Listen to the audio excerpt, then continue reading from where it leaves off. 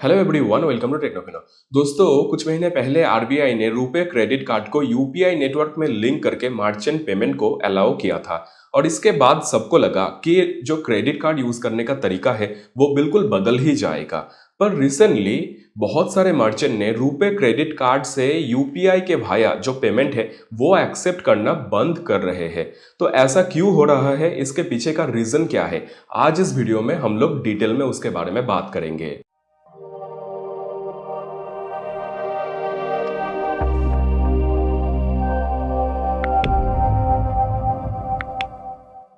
दोस्तों, RuPay credit card UPI network में link होने के बाद बहुत कम टाइम में बहुत पॉपुलर बन चुका है।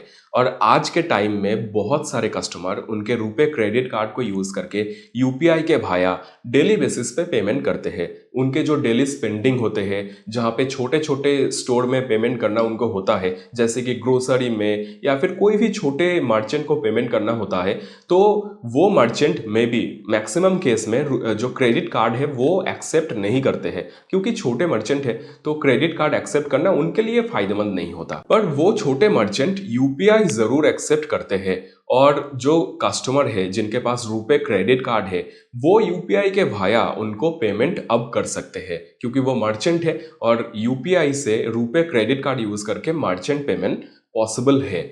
तो ऐसे ही सब कुछ चल रहा था और सबको लगा कि जो क्रेडिट कार्ड यूज करने का तरीका है वो बिल्कुल बदल ही जाएगा। पर बहुत सारे कस्टमर के पास रुपे क्रेडिट कार्ड नहीं था और रुपे क्रेडिट कार्ड को छोड़ के कोई भी और क्रेडिट कार्ड अभी के लिए यूपीआई में लिंक नहीं हो सकता। तो बहुत सारे लोगों ने जिनके पास रुपे क्रेडिट कार्ड नहीं है वो लोग रुपे क्रेडिट कार्ड बैंक से मांगने लगे। और बहुत सारे बैंक ने भी रिसेंटली आपने देखा होगा कि वर्चुअल रुपे क्रेडिट कार्ड या फिर life time free RuPay credit card उनके कस्टमर को ऑफर करने लगे। तो ये एक बहुत ही बढ़िया स्टेप था मेरे ओपिनियन में। पर रिसेंटली जो छोटे मर्चेंट है और बहुत सारे बड़े मर्चेंट भी जो रुपे क्रेडिट कार्ड के भाया यूपीआई का पेमेंट है वो एक्सेप्ट करना बंद कर रहे हैं। इसका एक ही रीजन है, वो है हाई एमडीआर। एमडीआर मतलब मर्चेंट डिस्काउंट रेट। जब कोई मर्चेंट क्रेडिट कार्ड या फिर डेबिट कार्ड से पेमेंट एक्सेप्ट करते हैं तो उनको एक फीस बैंक को पे करना होता है। वो फीस कितना होगा वो डिपेंड करेगा मर्चेंट का जो कैटेगरी है और जो कार्ड का कैटेगरी है उसके ऊपर। तो ये फीस नॉर्मली क्रेडिट कार्ड के लिए 1% से लेके 3% के बीच में होता है।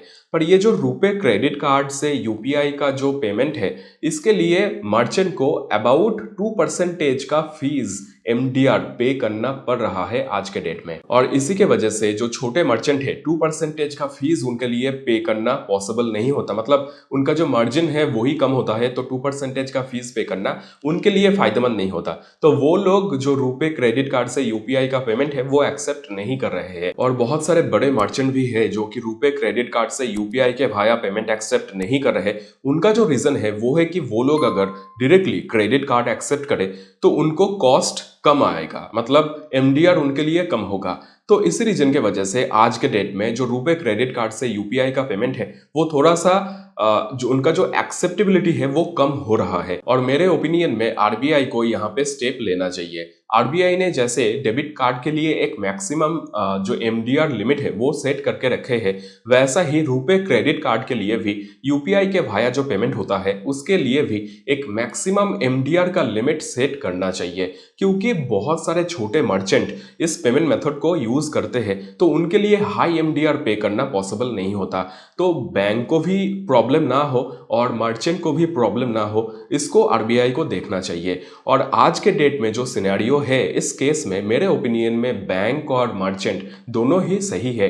क्योंकि बैंक का जो क्रेडिट कार्ड का बिजनेस है वो एक लेंडिंग बिजनेस है और फ्री में एमडीआर के बिना बैंक इस प्रोसेस को ज्यादा दिन तक फ्री में रन नहीं कर पाएगा। और फ्री में यूपीआई के भाया रुपे क्रेडिट कार्ड से पेमेंट अलाउ करना बैंक के लिए भी अनफेयर होगा मेरे ओपिनियन में। तो इस केस में आरबीआई को स्टेप लेना चाहिए। आपको क्या लगता है इस सिनेरियो में क्या करना चाहिए? और क्या ये जो रुपे क्रेडिट कार्ड यूपीआई के वाया पेमेंट मेथड है क्या ये फेल हो जाएगा? आपका क्या ओपिनियन है इसके ऊपर? कमेंट करके मुझे जरूर बताइए। तो दोस्तों, बस ये था आज का वीडियो। मुझे आशा है कि आपको वीडियो पसंद आया होगा। वीडियो को लाइक और शेयर करना बिल्कुल मत भूलिए और चैनल को सब्सक्राइब जरूर करके रखें, क्योंकि ऐसा ही इंटरेस्टिंग वीडियो मैं आप लोगों के लिए लाता रहूंगा। तब तक के लिए जय हिंद, वंदे मातरम।